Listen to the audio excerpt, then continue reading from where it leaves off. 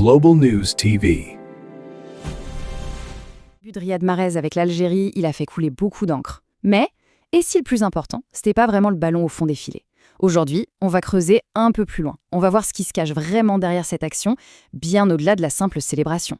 Bon, le fait est là, on ne peut pas le nier, Riyad Mahrez a marqué. C'est l'image que tout le monde a en tête.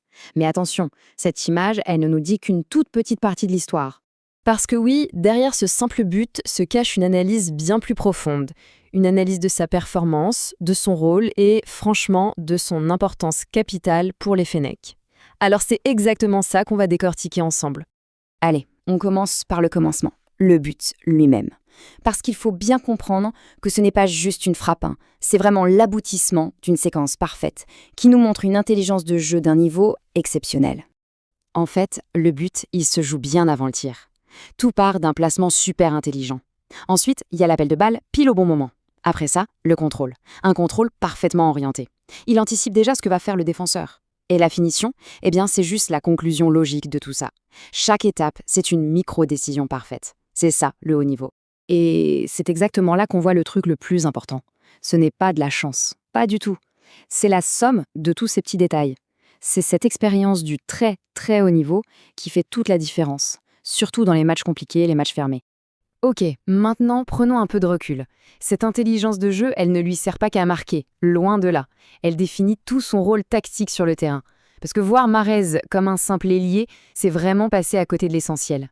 Regardez, cette comparaison, elle est super parlante. D'un côté, on a l'allié classique, vitesse, centre, il reste collé à sa ligne. De l'autre, on a Mahrez. Lui, c'est ce qu'on peut appeler un créateur excentré. C'est différent. Il va rentrer à l'intérieur, il va sentir le jeu, savoir quand il faut ralentir pour attirer les défenseurs et puis d'un coup, accélérer. En faisant ça, il fixe plusieurs adversaires et du coup, il libère des espaces de dingue pour ses coéquipiers. Et ça rend l'attaque algérienne complètement imprévisible. Mais ce n'est pas tout. Son influence, elle va encore plus loin. Et c'est peut-être là le plus fascinant. Même quand il n'a pas le ballon, il y a tout ce travail de l'ombre, ce travail invisible, qui est la vraie marque d'un leader sur le terrain. Son leadership, il n'est pas que technique avec le ballon. Non, on le voit dans sa façon d'orienter le pressing, de replacer un coéquipier ou juste d'apporter son calme dans les moments chauds, les moments de tension. C'est un leadership qui est plus mental que vocal et c'est absolument fondamental pour l'équilibre de toute l'équipe. Et tout ça, eh bien, ça nous amène à la question que beaucoup se posent, surtout depuis son départ en Arabie Saoudite. Est-ce que Riyad Mahrez est toujours au niveau? Est-il encore indispensable? Voilà, la question est posée. C'est un vrai débat. Mais la performance qu'on vient juste d'analyser, elle nous suggère que le débat est peut-être mal posé en fait. Regardons l'équation. L'évolution de son jeu, elle est hyper claire. C'est vrai, il court peut-être un peu moins qu'avant, mais en contrepartie, il réfléchit mieux, beaucoup mieux. Il se place plus intelligemment et au final, le résultat est le même, il reste tout aussi décisif. Pourquoi? Parce que chaque action est optimisée à 100%. En gros, il a échangé un peu de physique contre un énorme surplus d'intelligence de jeu. Finalement, c'est ça la meilleure définition de son rôle aujourd'hui. Il n'est pas juste un soliste qui va marquer son but. Non. Il est le véritable chef d'orchestre de l'attaque algérienne. C'est lui qui donne le tempo, qui lit la partition du jeu avant tout le monde et qui permet à tout l'orchestre, à toute l'équipe de jouer juste. Alors, pour conclure, la question n'est peut-être pas de savoir s'il peut encore tout faire comme avant. La vraie question, c'est de reconnaître que ce qu'il fait, eh bien personne d'autre ne peut le faire de cette manière. Et dans une équipe, est-ce qu'on a vraiment les moyens de se passer de son chef d'orchestre? Je crois que la réponse se trouve juste là, dans la question. Global News TV. Riyad Mahrez, un nom qui déchaîne les passions, on entend tout et son contraire à son sujet. Mais au-delà des débats un peu stériles, comment a-t-il vraiment évolué? Alors plongeons-nous dans sa transformation de jeune talent un peu fou à leader stratégique pour essayer de comprendre quel avenir l'attend vraiment. Et tout est reparti de là. Il a suffi d'un but, un seul but récent, pour que la machine médiatique se remette en marche. D'un coup, tout le monde reparle de Riyad Mahrez, de sa place et surtout de son futur. Alors la question que tout le monde se pose, elle a l'air simple comme ça. Est-ce que c'est la fin pour Mahrez en sélection? Mais bon, on s'en doute, la réalité c'est toujours un peu plus compliqué que ça. Et on va voir ensemble pourquoi. Ok, avant de parler du futur, il faut absolument faire un détour par le passé. Parce que pour comprendre le Mahrez d'aujourd'hui, il faut regarder son parcours. Et franchement, quel parcours! C'est quelque chose d'assez unique dans le football moderne. Quand on regarde cette trajectoire, c'est juste fou. Le joueur part des divisions inférieures en France, sans faire de bruit, et quelques années plus tard, il explose à Leicester. Là-bas, il réalise un truc que personne, mais alors personne ne croyait possible. Ça l'emmène tout droit à Manchester City pour finir par soulever la Ligue des Champions. C'est un scénario de film en fait. 2016. Il faut qu'on s'arrête 2 secondes sur cette date.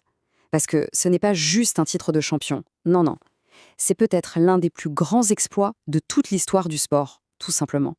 Gagner la Première Ligue avec Leicester City, c'est ce moment précis qui a fait basculer Mahrez dans une autre dimension.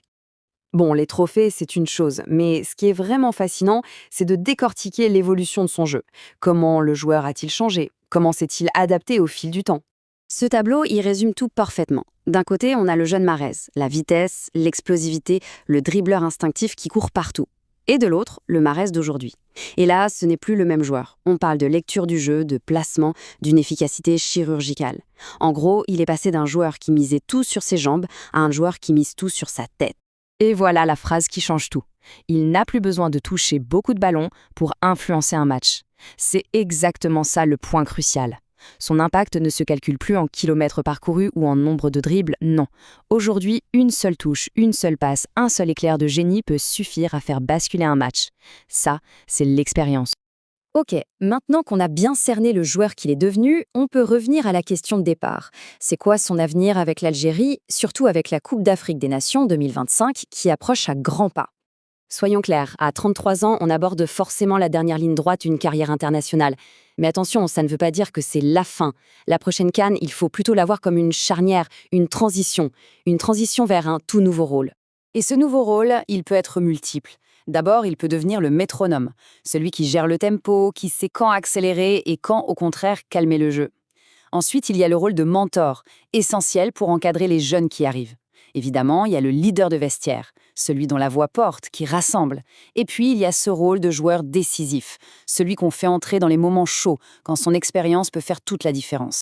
Bon, si on met tout ça bout à bout, on se rend compte qu'il faut peut-être changer notre façon de voir les choses. Le débat autour de Mahrez, il faut le prendre sous un autre angle. Parce que la question qu'on entend en boucle, alors Mahrez il est fini, eh bien ce n'est tout simplement pas la bonne question. On passe complètement à côté du sujet en se focalisant là-dessus. Non, la vraie question, la seule qui compte vraiment, c'est comment est-ce qu'on utilise au mieux son immense expérience, son intelligence de jeu et sa capacité à être décisif. Comment mettre tout ça au service de l'équipe nationale? C'est de là-dessus qu'il faut réfléchir pour construire l'avenir.